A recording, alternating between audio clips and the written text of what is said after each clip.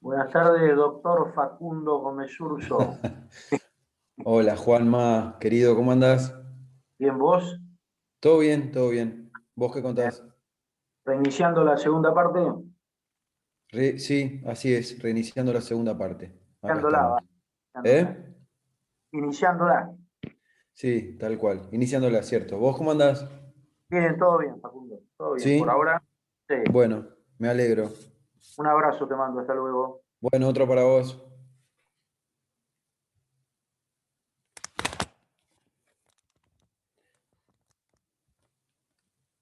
Buenas tardes.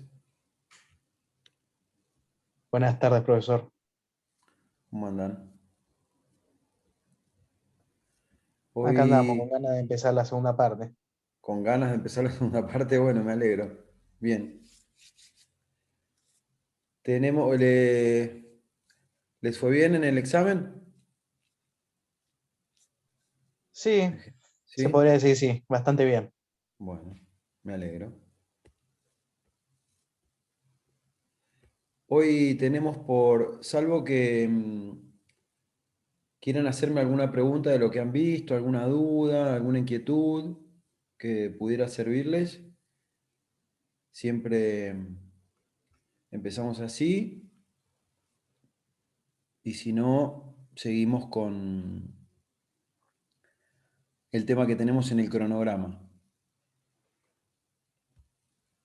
Si no tienen nada para preguntar, voy a mirar el chat por si hay alguna pregunta. No hay ninguna. Entonces, vamos a hablar. Hoy nos toca imputabilidad. ¿Sí? Vamos a hacer una clase breve, introductoria, para que ustedes puedan, que es lo que tratamos de hacer en general, abordar la lectura y la bibliografía que corresponde a la materia, tal vez con algún conocimiento previo o con algunas indicaciones, guías, algunas premisas de trabajo que los orienten mejor para encarar esa lectura, ese estudio. Hasta ahora, lo que hemos visto nosotros en la teoría del delito es la parte que está vinculada al hecho. Si ustedes recuerdan,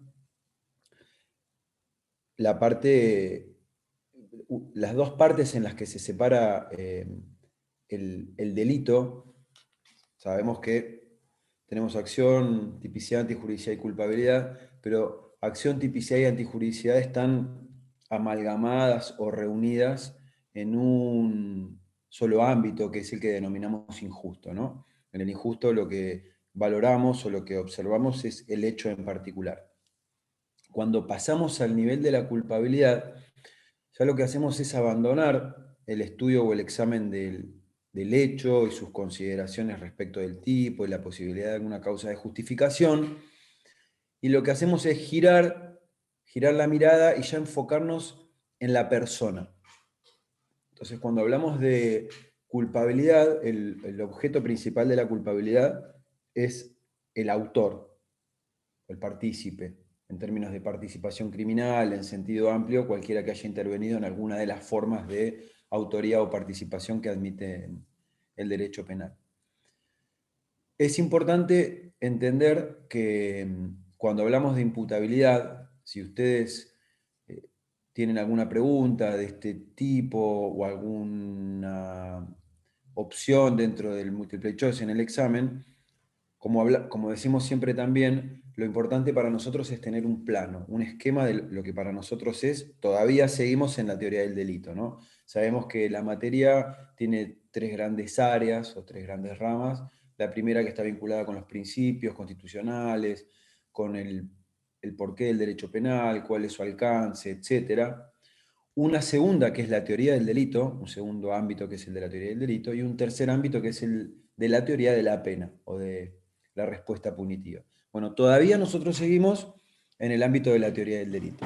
En el ámbito de la teoría del delito, ustedes tienen que conectar, si tuviéramos un esquema o un plano amplio que a nosotros nos permitiera, frente a alguna pregunta, ordenarnos rápidamente o por lo menos saber en qué categoría del delito estamos, básicamente cuando se habla de imputabilidad, ya estamos hablando de culpabilidad. Ojo, porque en general hay confusiones en cuanto a la imputación objetiva o con lo que significa imputar en el proceso penal, ¿no?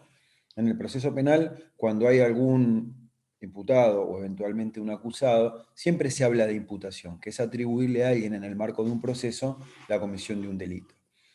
En el ámbito de la tipicidad objetiva también se habla de imputación en términos de relación entre la acción y el resultado y algunas veces la relación que hay entre esa acción y el tipo penal. Imputación objetiva que suele denominarse. Y en general, como les decía, suele haber confusiones, equivocaciones en esto de imputación objetiva, imputación en el proceso e imputabilidad. Bueno, imputabilidad es una rama específica y exclusiva de la culpabilidad. Como les decía, nosotros abandonamos el injusto en el ámbito de la teoría del delito y ya pasamos, porque hemos superado con éxito cada una de esas categorías o de estadios analíticos de la teoría del delito, y cuando llegamos a la culpabilidad, es importante entender que la culpabilidad tiene dos grandes niveles de estudio, dos grandes niveles de análisis. Por supuesto, otra aclaración que cabe siempre es, nos guiamos con la bibliografía con la que trabajamos, ¿no? Cuando hablamos de teoría del delito, lo cierto es que deberíamos hablar de teorías del delito, porque ciertamente hay tantas teorías como autores han escrito sobre el derecho penal. Por lo tanto, dentro de una de esas opciones de teoría del delito, podemos decir que la culpabilidad está integrada por dos grandes niveles. Dos grandes niveles. El primero, que es el de la comprensión de la antijuridicidad. Nosotros, ya al haber transitado por el injusto, llegamos a la culpabilidad habiendo afirmado que hay una acción típica que además es antijurídica porque no hay causa de justificación alguna a su respecto. Por ende, uno de los aspectos que se analiza en la culpabilidad, el primero, en un orden sistemático significa un orden teórico, un orden de estructura, de esquema de trabajo, de guía, de orientación, es el de la comprensión de la antijuridicidad. Nosotros obtenemos esta primera fase de la culpabilidad, o la derivamos del artículo 34, inciso primero del Código Penal, cuando se refiere a la comprensión de la criminalidad del acto.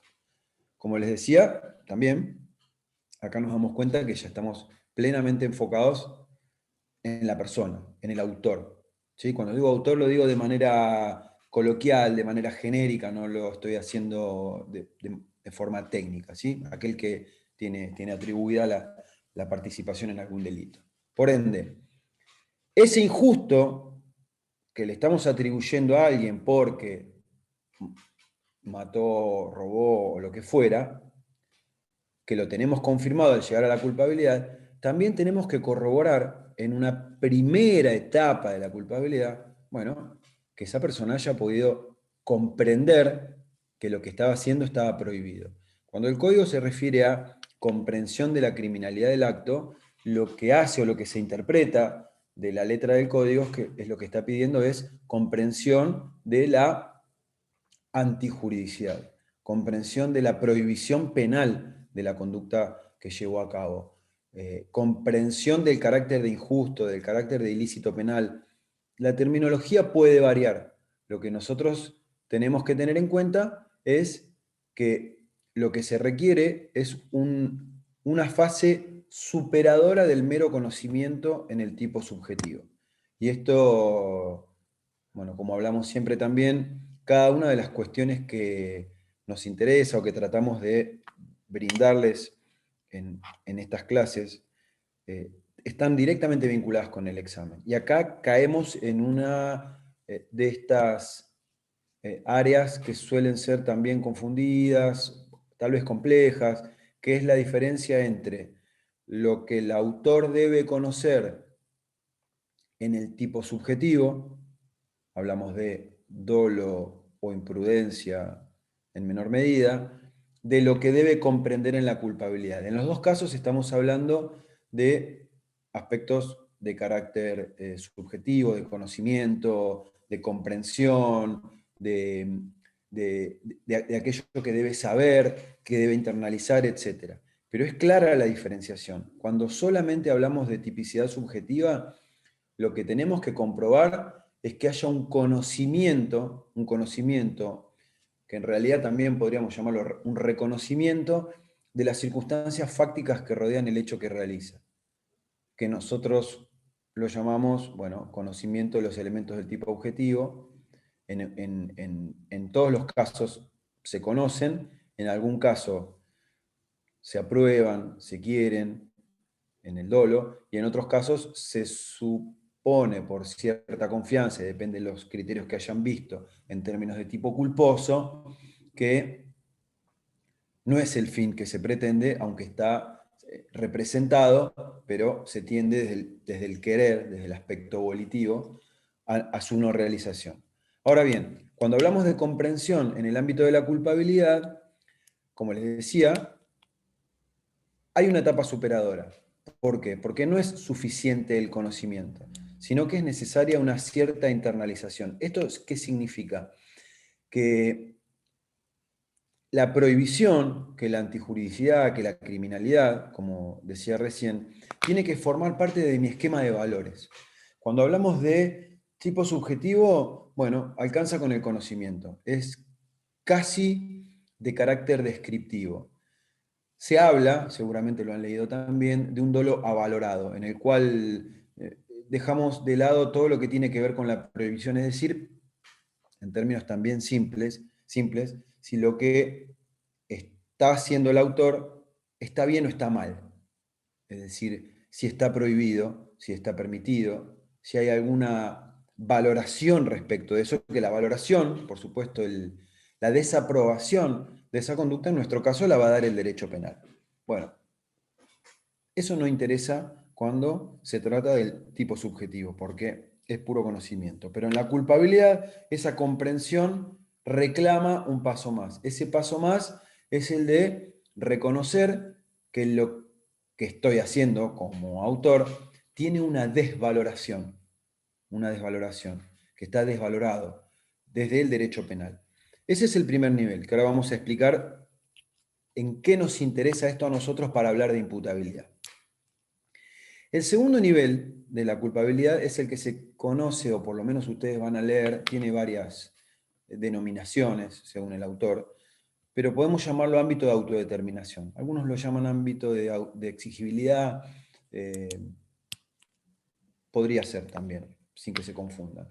¿Qué significa esto? Que una vez que superamos esta etapa o este nivel de comprender que esa conducta típica y antijurídica además está desvalorada. Es decir, que está desvalorada significa que sabemos que el autor, vamos a ver ahora que es de carácter potencial, ¿no? Pero que pudimos haber establecido el desvalor de esa conducta desde el punto de vista penal, que además tiene una prohibición. Hasta el injusto, sabemos que eso que enfocamos en el hecho es una conducta que no tiene una causa de justificación. Pero en la culpabilidad, y vamos a ver también que las causas de inculpabilidad son causas negativas o por exclusión, lo que nosotros vamos a evaluar es esa calidad de reproche. Por eso se dice que la culpabilidad es el reproche al autor por haber actuado de la manera en que lo hizo, pudiendo haber actuado de otra manera, motivado en la norma.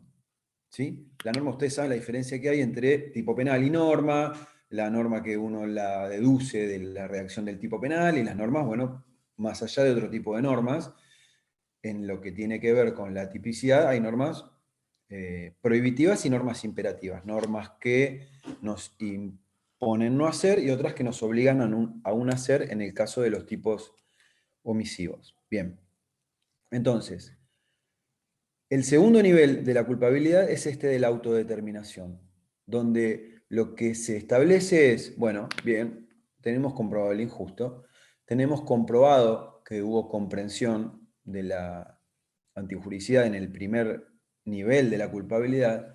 Ahora lo que tenemos que evaluar es si el autor tuvo, dentro de lo que podemos llamar libertad, ¿sí? Acá hay una discusión filosófica, yo creería que no resuelta, entre libre albedrío y determinación, pero bueno, se acepta que existe al menos un área, un espacio de libertad en el que la persona puede elegir.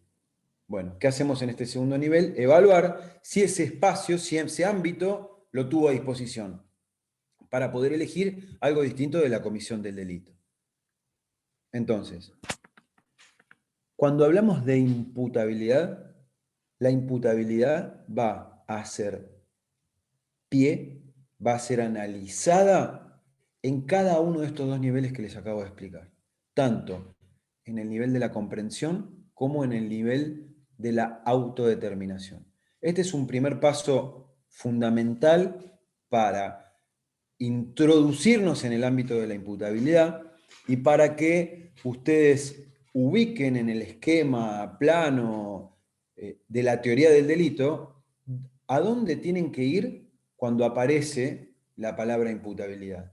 Entonces, ya sabemos que vamos a la culpabilidad, que la culpabilidad tiene dos niveles de análisis, un nivel de comprensión del injusto, de la antijuricidad, prohibición, conflicto, etc., y un segundo nivel que es el de la autodeterminación.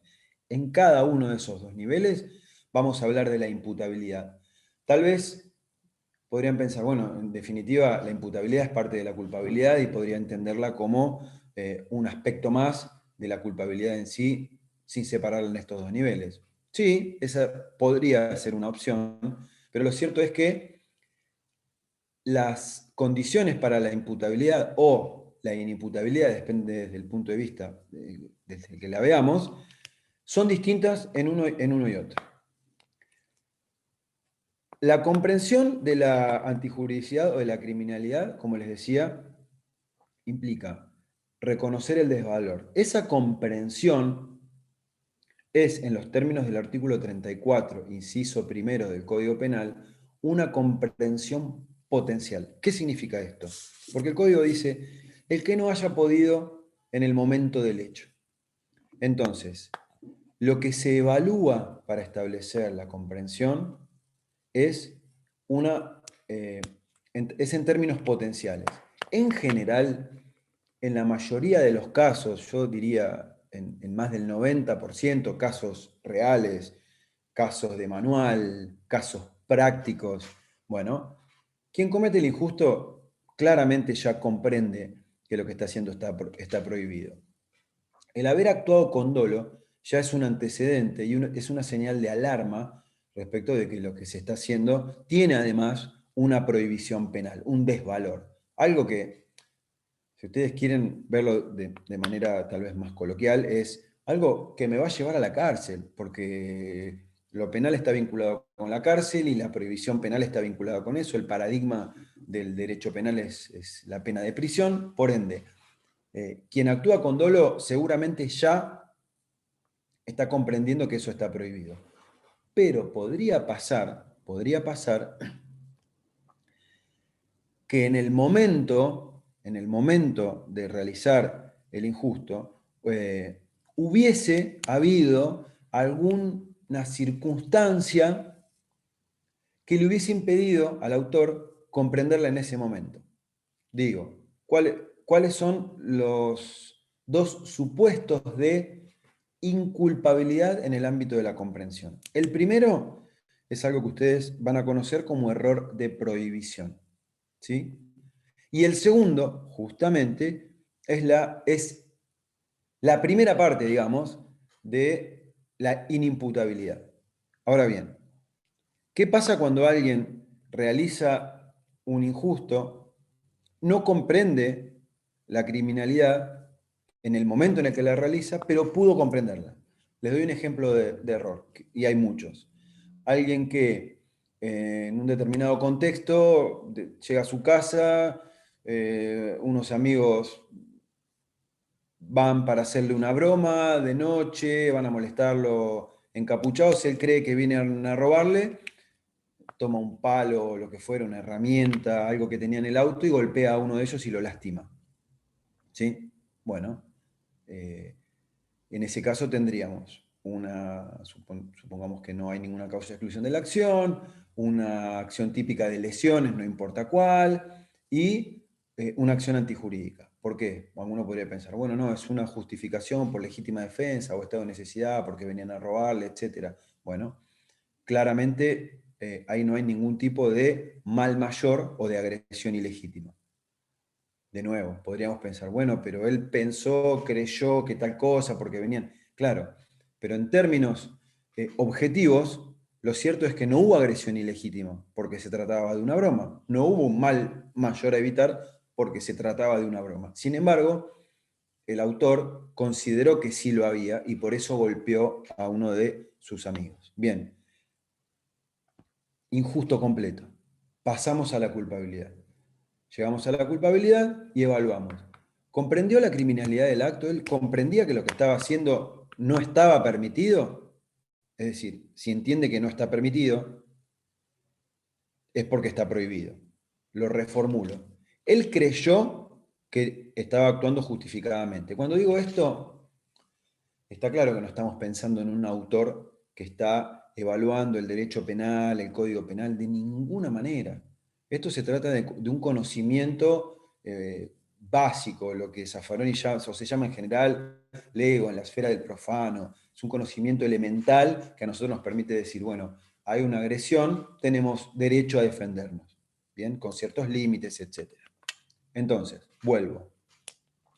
Este autor, sin ninguna duda, creyó que estaba defendiéndose o evitando un mal mayor. Por lo tanto, ¿qué creyó? En nuestro vocabulario tal vez más técnico, ¿no? Para nosotros, él actuó considerando estar amparado en una causa de justificación. Bien, considerando que estaba permitido. Pero lo cierto es que no estaba permitido. Cuando él considera que está permitido, ¿sí?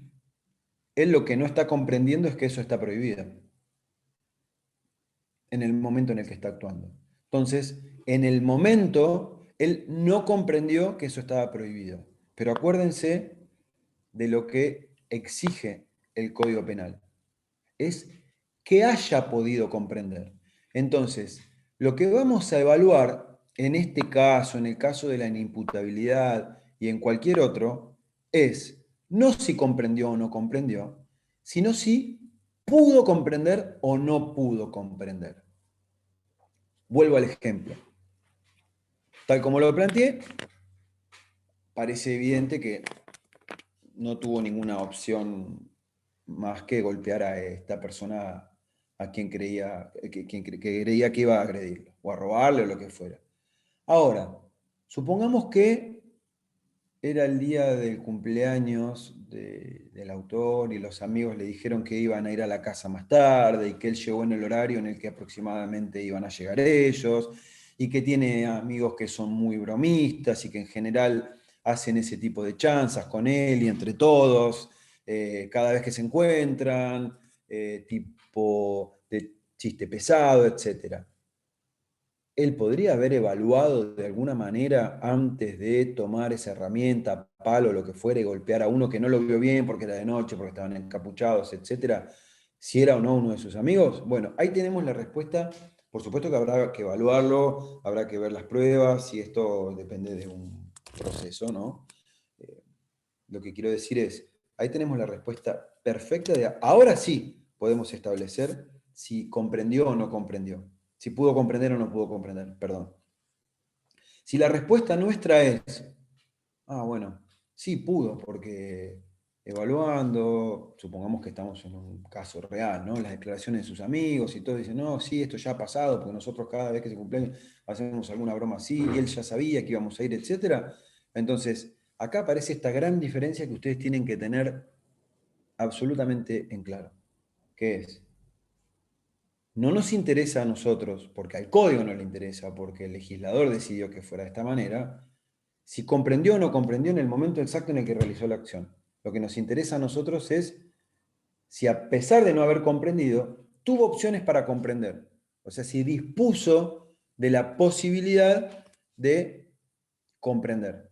Y en este caso, supongamos que decimos que sí pudo, a pesar de que cuando él tomó el palo, la herramienta, y golpeó y lesionó, no comprendió, igualmente va a ser culpable, por lo menos en términos de comprensión, porque él tuvo las posibilidades de comprender y de darse cuenta cuál era el escenario en el cual él se desenvolvió. Ahora, no quiero entrar en el tema de error porque van a tener seguramente otra clase, pero quiero decir, cuando vean error de prohibición van a ver que hay dos tipos de error, no importa ahora cuál, que a su vez se subdividen en otras dos opciones, que son el error vencible y el invencible.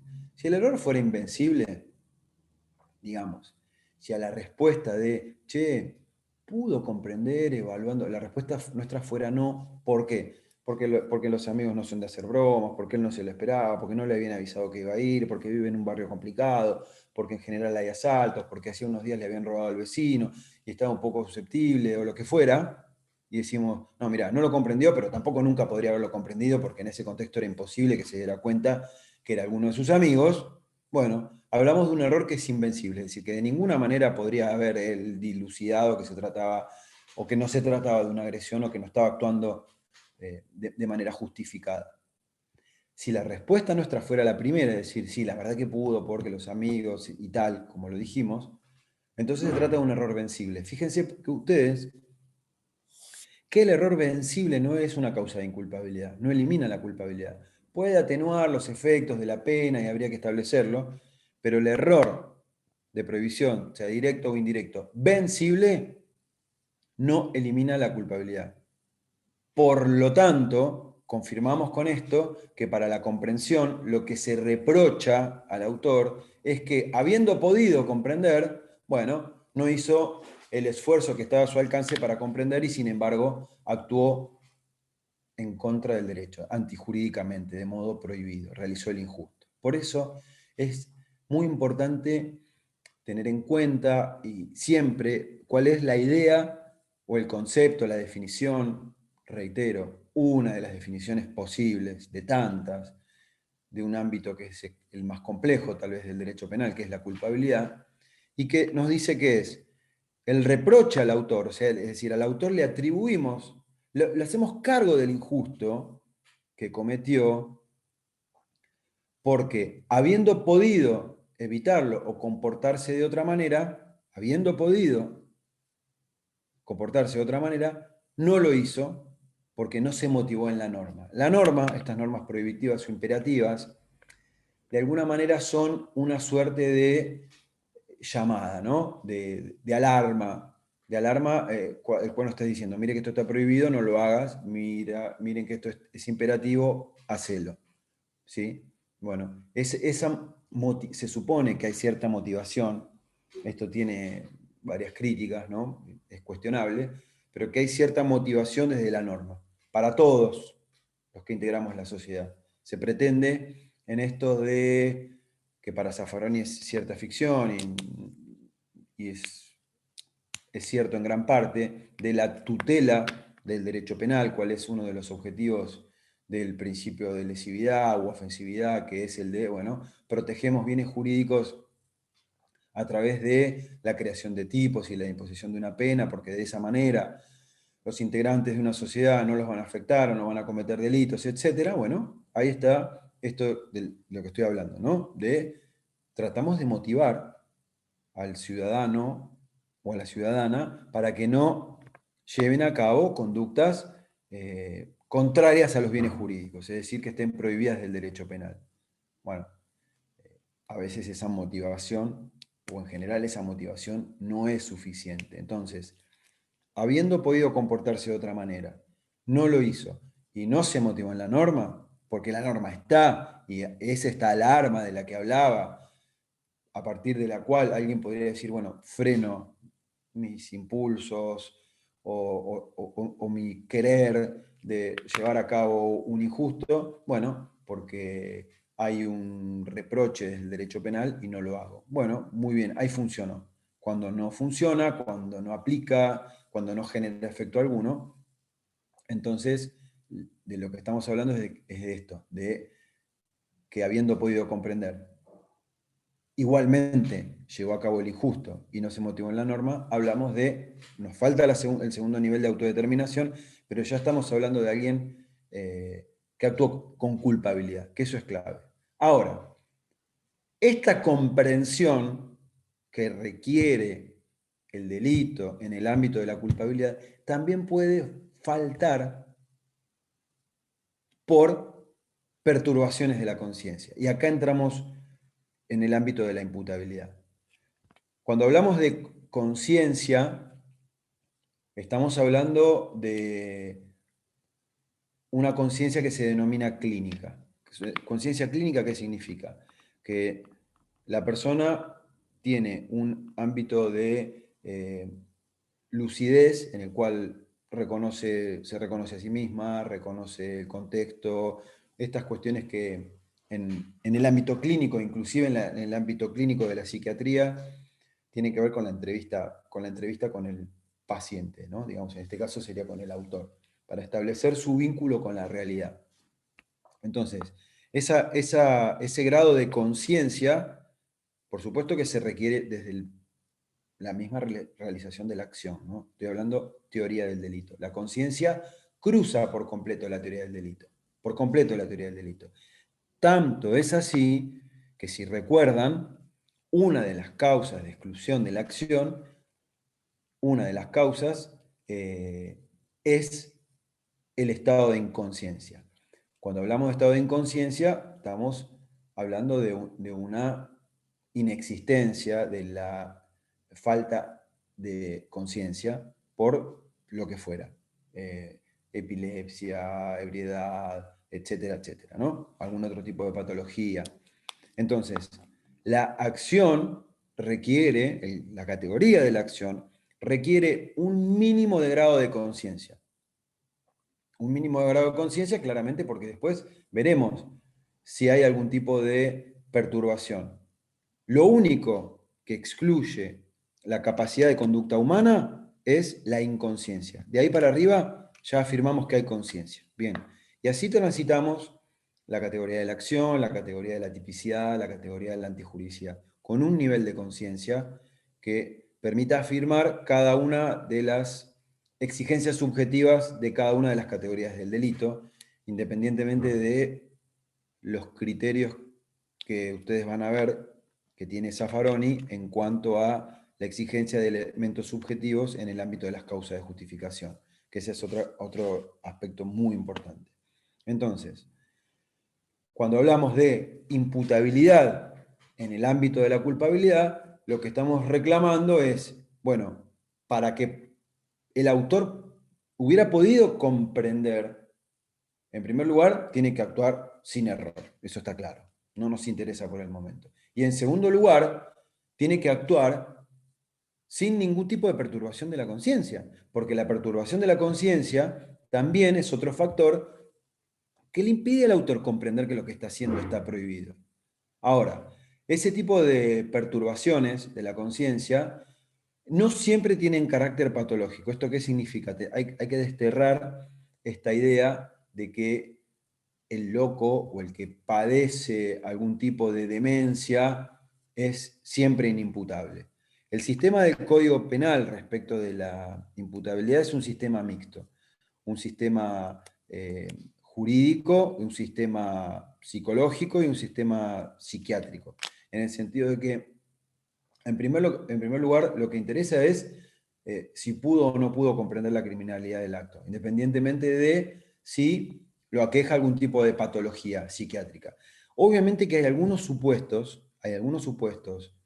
de patologías como el psicótico, el esquizofrénico grave, y etcétera, que uno no puede, reitero, establecer personas inimputables per se. Quiero decir, bueno, esta persona tiene esta patología, esta persona es inimputable de por vida para cualquier delito que cometa, como si uno dijera, bueno, el psicótico tiene ya una carta asignada o un cheque que dice cualquier delito que cometa va a ser inimputable. No, no es así, porque puede haber periodos de lucidez, porque puede haber delitos que requieran menores exigencias de comprensión. Por ejemplo, un homicidio no requiere las mismas exigencias de comprensión que una estafa compleja, eso está claro. Entonces, el inimputable no siempre es el enfermo mental. Este punto es clave. Cuando el código habla de morboso, de morbosidad, lo que hace es referirse al morbo como enfermedad, como una patología. Que exista esa patología, bueno, es un dato, un primer dato que podemos tener en cuenta. Lo que hay que evaluar aún así es si en el momento del hecho, como de nuevo establece el artículo 34, inciso primero del Código Penal, esa perturbación de la conciencia impidió poder comprender o dirigir las acciones, que es el segundo ámbito donde la inimputabilidad impacta, que es el de la autodeterminación, en estos dos niveles que hablábamos de la culpabilidad.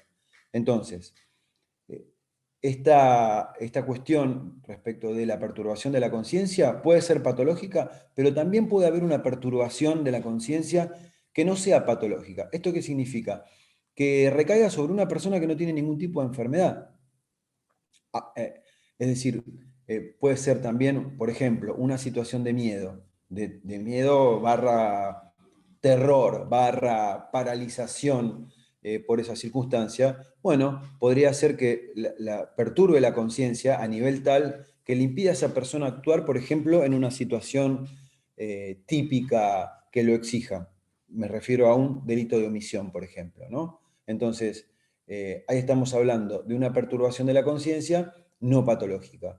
Y también hay muchas circunstancias o situaciones en las cuales los tipos de personalidad, acá ya hablamos de aspectos más bien psicológicos, tienen alguna incidencia en la dificultad para comprender. Y el ejemplo claro que es discutido desde hace ahora más de 100 años en el derecho penal es el del psicópata, aquel que carece de absoluta empatía por el otro, ¿no? Por el reconocimiento del dolor, del sufrimiento, de la afectación en el otro. Por lo tanto, psicópata, o algunos hablan de sociópatas, ¿no? Pero da igual para lo que estamos hablando ahora, en cuanto a que el psicópata no padece de una patología. Quiero decir, cuando digo patología es una enfermedad que está así catalogada por la ciencia médica, ¿no? De nuevo, más allá de que la ciencia médica también ha variado con los años en cuanto a cuáles son los tipos de enfermedades mentales, que de hecho van cambiando constantemente, y algunas que lo fueron hace 30 años, 40 años, hoy sería casi, voy a utilizar una palabra vinculada, una locura pensar que eso podría ser una patología psiquiátrica, ¿no? Entonces, más allá de que eso va variando, las patologías psiquiátricas tienen alguna repercusión hasta de carácter biológico, detectable, y que ya interesan al médico psiquiatra como tal porque tienen que ver con una enfermedad. Y muchas de ellas inclusive están vinculadas con daños cerebrales graves, pueden ser de nacimiento, pueden ser por un accidente, etc. Entonces ahí aparecen aspectos que están vinculados con la perturbación de la conciencia como patología. También las oligofrenias, que son padecimientos como, por ejemplo, el síndrome de Down, etcétera, en los cuales tienen una capacidad mental menor, un reconocimiento mental menor, justamente, pero porque acá estamos hablando de una enfermedad, de una patología que está establecida. Ahora, Patología psiquiátrica, patología que afecte la conciencia, no es igual a inimputabilidad. Hay que evaluar en el caso en concreto de qué tipo de delito se trata, cuáles fueron las circunstancias y establecer si aún así puede hablarse de un inimputable. En muchos casos puede que no pase. Inclusive un esquizofrénico medicado en un nivel no muy grave, en algún momento de lucidez, puede ser perfectamente imputable. Entonces, recuerden que cuando hablamos de imputabilidad, podemos llamarlo en el primer nivel, o en imputabilidad primera parte, o una de las fases que corresponde al estudio de la imputabilidad, lo que estamos diciendo es, bueno, ¿hay algún tipo de perturbación de la conciencia que le hubiera impedido a esta persona comprender la criminalidad del acto? Sí, no. Si es sí, entonces hablamos de inimputabilidad como una causa de inculpabilidad. Esto parece un juego de palabras, pero en realidad estamos dentro de la culpabilidad y la inimputabilidad es una de las causas que excluyen o que eliminan la culpabilidad. Bien, entonces, si la respuesta es sí, entonces decimos que hay un autor de un injusto que resulta inimputable porque no pudo comprender la criminalidad de lo que estaba haciendo. Esa persona, no, por esa perturbación, no pudo actuar de otra manera. Y acá volvemos a la definición y al concepto de culpabilidad, que es este reproche a quien realiza el injusto, reitero, habiendo podido motivarse en la norma, habiendo podido actuar de otra manera, pero no haciéndolo. Bueno, acá el inimputable no tiene alternativa. Ni se pudo motivar, ni pudo actuar de otra manera, porque justamente nunca pudo, de manera tajante estamos hablando, ¿no?, comprender que lo que estaba haciendo estaba prohibido. En esto, obviamente, más allá de las preguntas que pudiera haber en el examen y lo que pudiera tener que ver con algún multiple choice, lo cierto es que cuando hablamos de inimputabilidad hay una parte importante, por supuesto no definitoria ni absoluta, de aspectos que exceden el derecho. Es decir, de aspectos que tienen una interdisciplina con el derecho, como decíamos recién, puede haber, generalmente son de carácter médico o psicológico, declaraciones de un psiquiatra, dictámenes, puede haber mapeos cerebrales, como les decía, tal vez por algún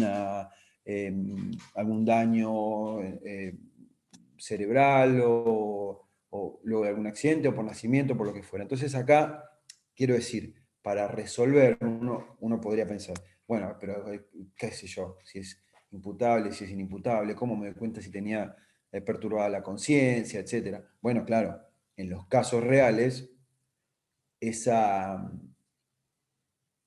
fase de estudio, ese examen, está apoyado por otras disciplinas. Entonces, el juez o el fiscal o el defensor o el que fuera va a decir, bueno, acá tenemos lo que dijo el psiquiatra, los dictámenes, sus antecedentes, en algunos casos tienen alguna beta hereditaria, las patologías mentales, tenemos mapeos cerebrales, tenemos estos estudios, tomografías, lo que fuera, bueno, que nos demuestran que acá hay una cuestión de esto, lo que fuera, tal y tal. Bueno, y recién ahí uno puede afirmar, bueno, en este caso hubo una perturbación grave de la conciencia que le impidió comprender la criminalidad del acto, comprender que eso estaba prohibido. Bien, esto en términos de un curso de grado como este, en general las preguntas aquello con lo que se los examine, bueno, va a tener un nivel básico en el cual sabemos que no contamos con tanta información como para resolver sobre una imputabilidad que, si las hay, es una de las cuestiones más complejas que tiene el derecho penal. Pero, y ya terminando con esta introducción, nos queda ahora un segundo nivel de análisis de la inimputabilidad o de la imputabilidad, que es este de la autodeterminación.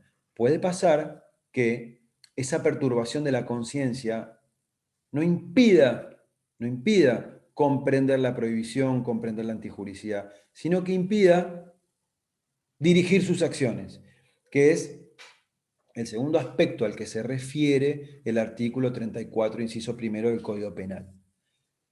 El que no haya podido comprender la criminalidad del acto o dirigir sus acciones.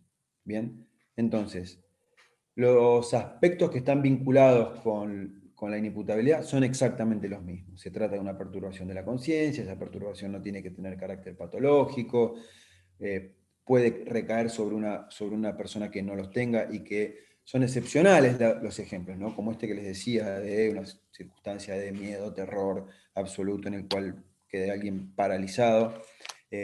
Pero puede haber también algunas personalidades. Personalidades me refiero ya sin patología, pero con características de personalidad psicológicas que en alguna situación también lleven a pensar en una posible inimputabilidad. Entonces, no siempre esa perturbación hace que no se pueda comprender. Hay casos que ciertamente también son excepcionales para el derecho penal, pero en los cuales esa patología, supongamos una fobia, ¿no? Alguien que es fóbico, puede ser también alguien ya, la fobia se entiende como patología, tal vez algún neurótico, una persona paranoica, que en determinadas circunstancias realice una acción determinada, ¿bien? Que comprenda que eso que esté realizando está prohibido. Digo, alguien que se siente perseguido por su paranoia, alguien que tiene fobia a... Las fobias son realmente muy interesantes porque hay de todo tipo, pero supongamos que tiene fobia a las arañas, ¿sí?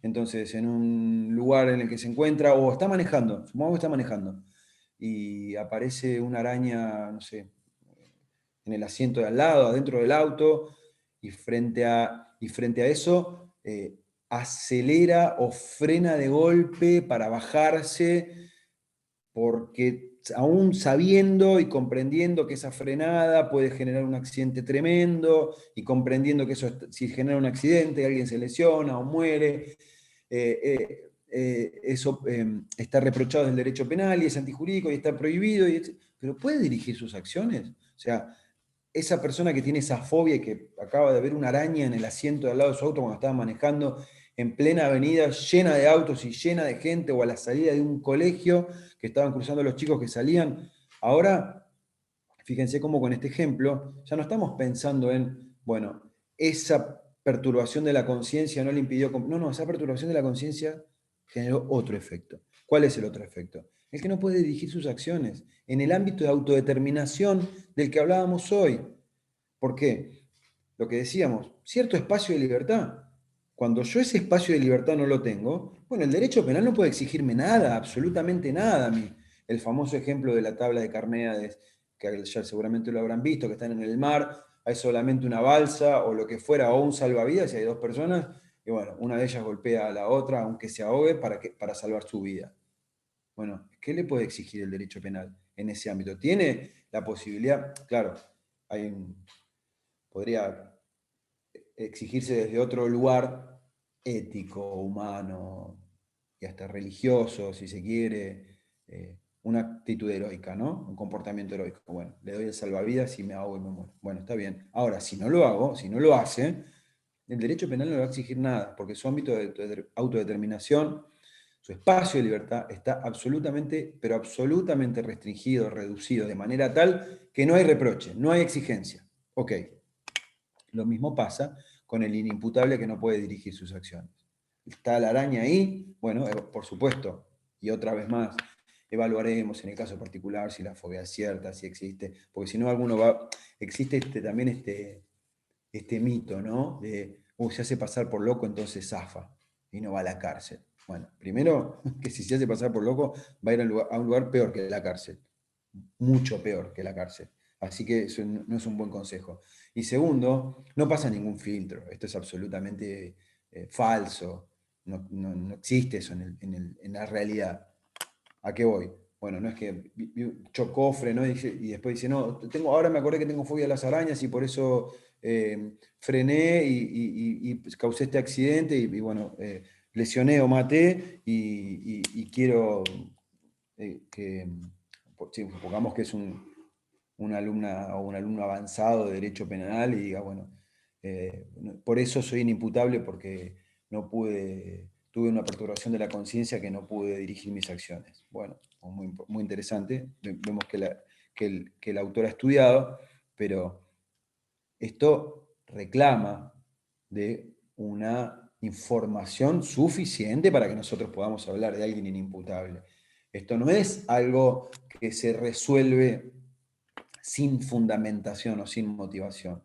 Veremos, bueno, a ver cuáles son los antecedentes, historias clínicas, de esta fobia, y etcétera. Y bueno, y otra vez más, si llegamos a la conclusión de que esa fobia, bien, que puede ser patológica, que es patológica, a las arañas y que la araña estaba y etcétera, y comprobamos que esto fue de esta manera, bueno, es probable que lleguemos a la conclusión de que estamos hablando de alguien inimputable.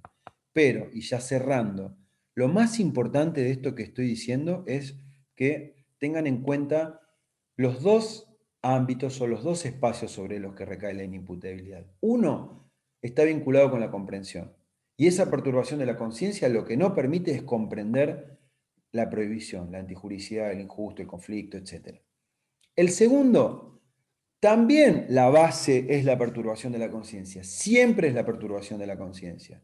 Ahora, lo que tendremos que evaluar es si pudo o no pudo dirigir sus acciones, porque ya damos por sentado en este, como les decía hace un rato, análisis sistemático, que es un análisis ordenado, que bueno, el primer paso lo superó, que es comprendió, pero lo que no pudo, por esa perturbación de la conciencia, es dirigir sus acciones. Tenía una fobia, le pasó esto. A ver, con esta información que tenemos, ¿cuál es la respuesta? Bueno, si la respuesta es no hubo opciones, su ámbito de libertad. Acuérdense, segundo nivel de la inimputabilidad es en el ámbito de autodeterminación. Su ámbito de libertad estuvo absolutamente reducido. La verdad que no tenía ninguna opción. La fobia le impide manejarse de otra manera. No hay opción, no hay alternativa para que hubiera pensado después de ver la araña que podía hacer otra cosa. No. Bien, entonces estamos hablando de alguien también inimputable, pero inimputable para dirigir sus acciones. Esa es la clave. Ahora, no, hay un aspecto que es muy importante también. Cuando hablamos de perturbación, hay hipótesis de consumo de sustancias. Pueden ser ebriedad o pueden ser sustancias tóxicas que también generan una perturbación de la conciencia. En esta información y en este sistema mixto del que yo les hablaba, trasciende a la mera confirmación de un perito que nos diga, bueno, tenía 2,5 gramos de alcohol en sangre, por lo tanto es inimputable. No, o padece de tal patología, por lo tanto es inimputable. O tiene tal personalidad y por lo tanto es inimputable. No, ningún por lo tanto, porque el análisis requiere de una beta o de una rama o de un brazo jurídico. ¿Y esto qué significa?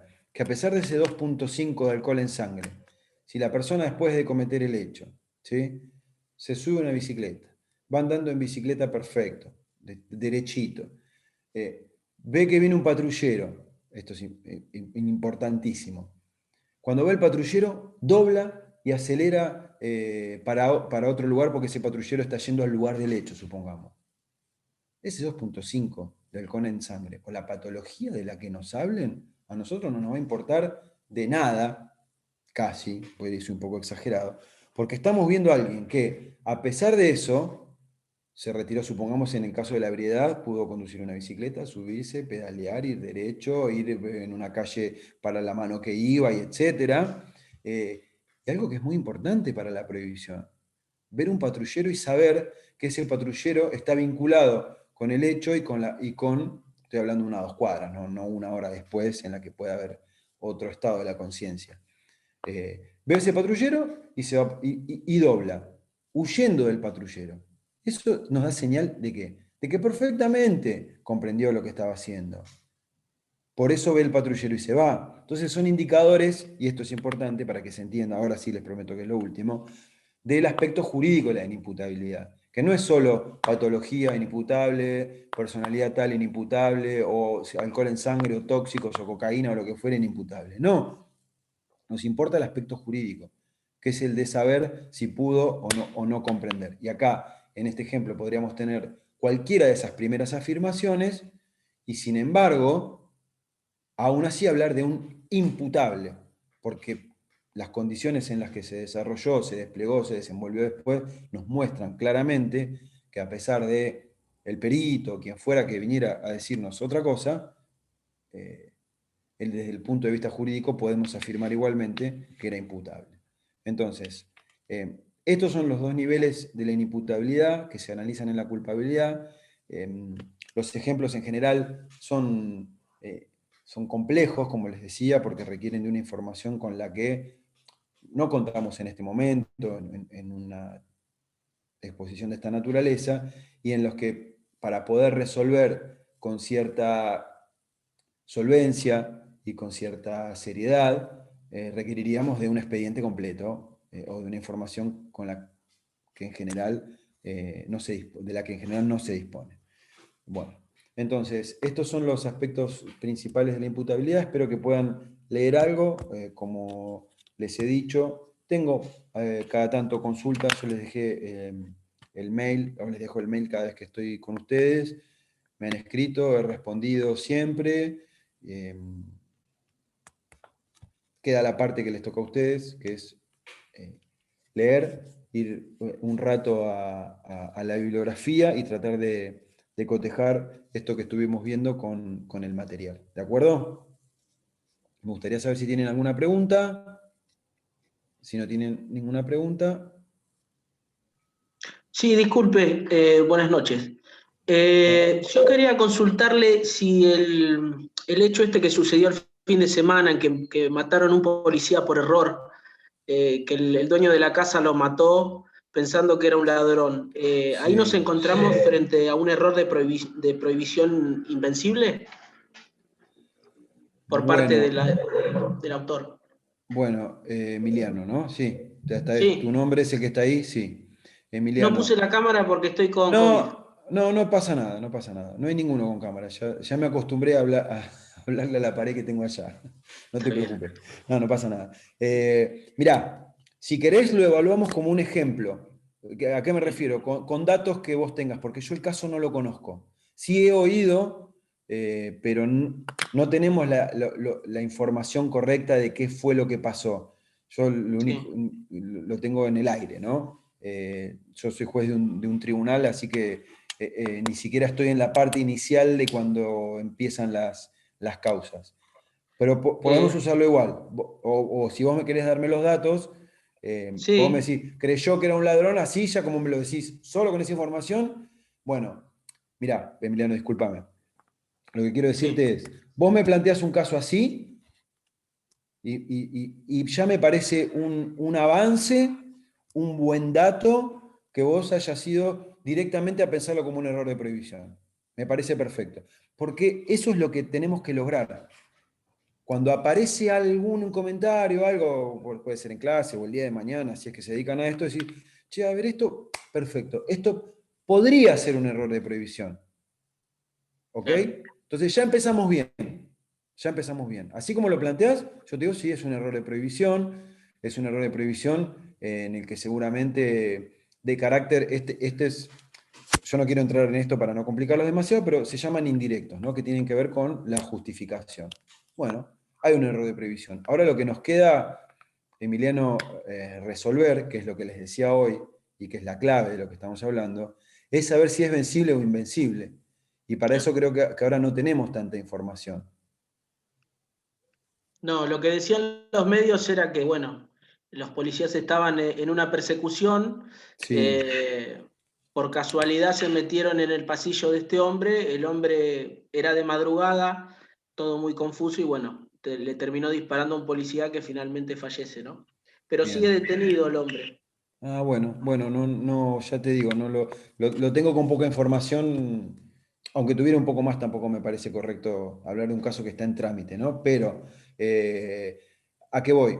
Es correcta tu visión, es correcta tu mirada respecto de, bueno, ¿dónde enfocamos este caso? Habrá que evaluar, yo calculo que estarán inclusive, mira lo que te diría, deben estar por ese camino en la causa real, ¿no? En el proceso. Calculo que el defensor y el fiscal, desde su punto de vista, evaluando si... Ya te digo, mirá, estoy casi seguro que deben estar en esto, resolviendo si el error fue vencible o invencible. Claro. Punto. Que para eso, bueno, habrá que hacer, estarán investigando, tomando declaraciones, no sé, desconozco. Acá estamos en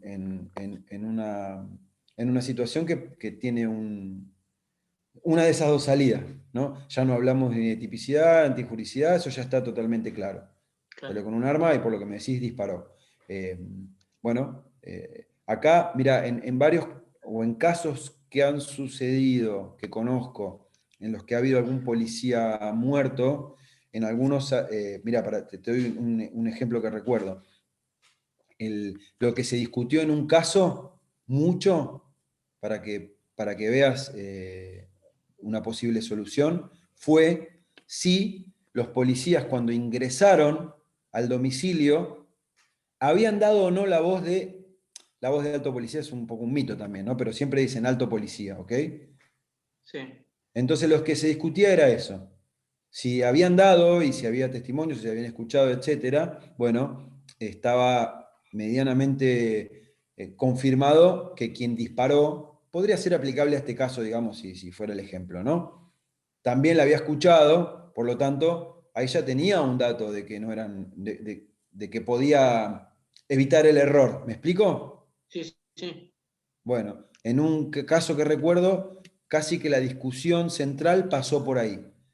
Si habían dado la voz de alto policía, era entendible que cualquiera que estaba en ese domicilio la habría escuchado y ya habría podido salir de un posible error en esto de comprensión potencial, ¿no? Claro.